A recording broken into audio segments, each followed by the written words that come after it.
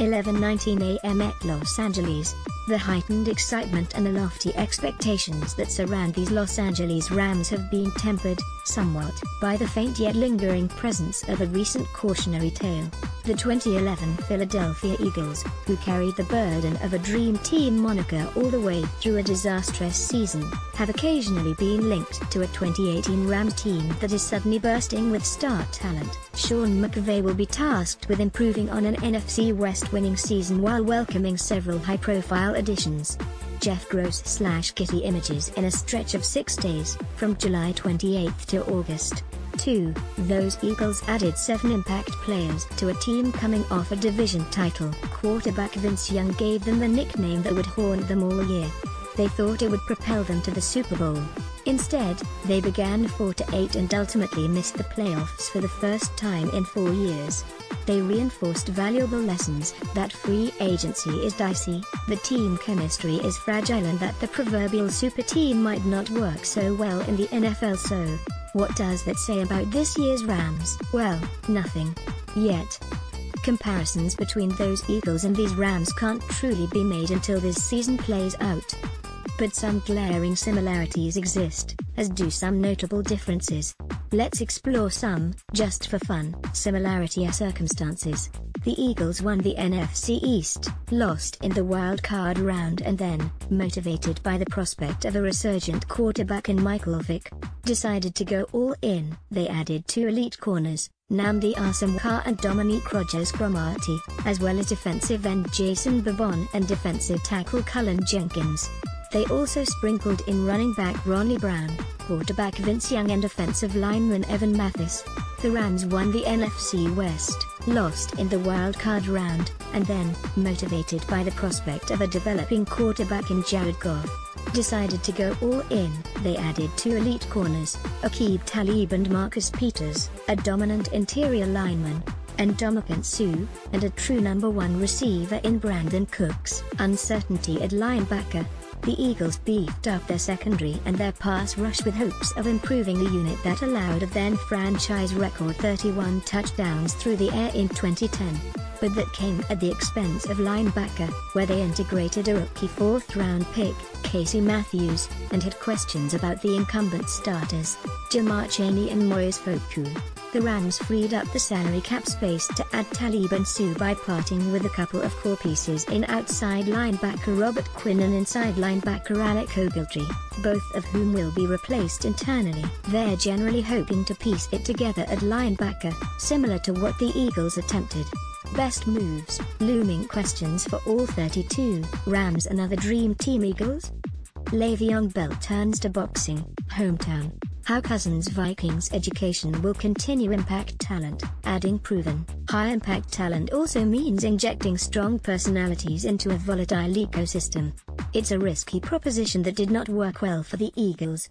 Example, Asomugha reportedly ate lunch out of his car on practice days rather than with teammates. ESPN Eagles reporter Tim McManus, who covered the 2011 team for the ESPN radio affiliate in Philadelphia, doesn't see many obvious similarities between the 2011 Eagles and the 2018 Rams.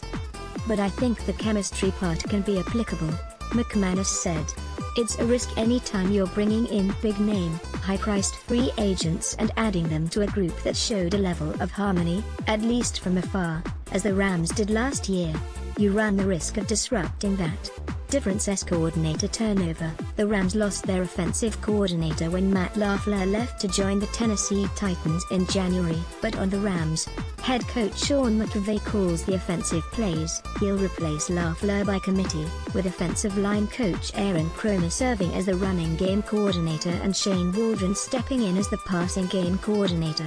But not much, if anything, will change about the offense. A lot did change, however, when the Eagles swapped defensive coordinators in 2011. Sean McDermott was fired from that post and replaced, inexplicably, by Juan Castillo, a longtime offensive line coach. Castillo wasn't ready to guide the defense. He made the young Matthews his middle linebacker and signal caller, a role he was not ready to take on. He also turned Asomugha into a rover, forcing him to learn the plays for multiple positions in a new scheme. Both moves cost the Eagles The Rams have a legendary defensive coordinator in Wade Phillips, who should only help changes along the offensive line.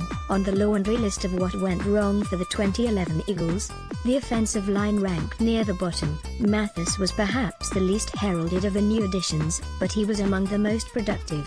From 2010 to 2011, the Eagles improved in sack percentage, 8.0 to 5.5, and generated almost as many rushing yards per carry, 5.4 to 5.1.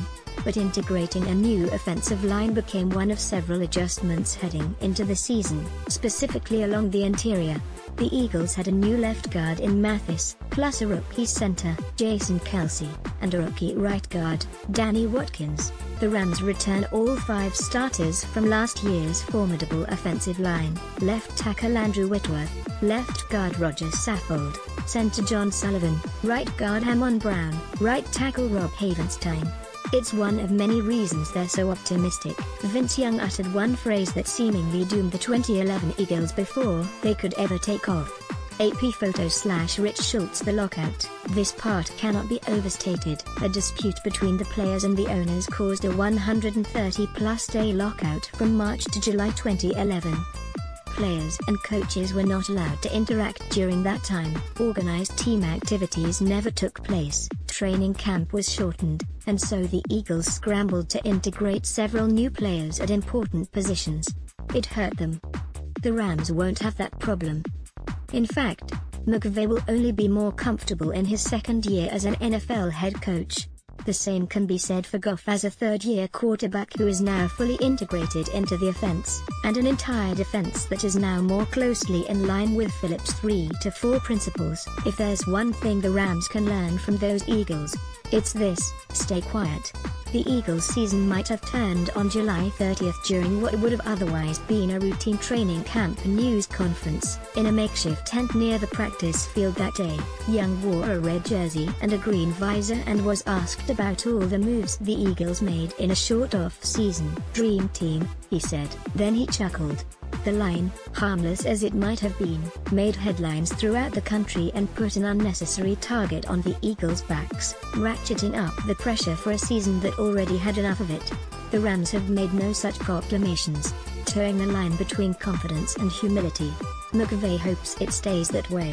"There's a confidence that this group has that you feel good about," he said, "but I think there's also got to be humility and an understanding that you have to earn it every single day. It's a very competitive league. There are 31 other great teams in this league that are striving to do the same things that we are. We know that we are confident in the personnel that we have here, but we also know that they've got to wipe the slate clean every year. Some of the success we had last year won't win us any games this year, and I think our players respect and understand that."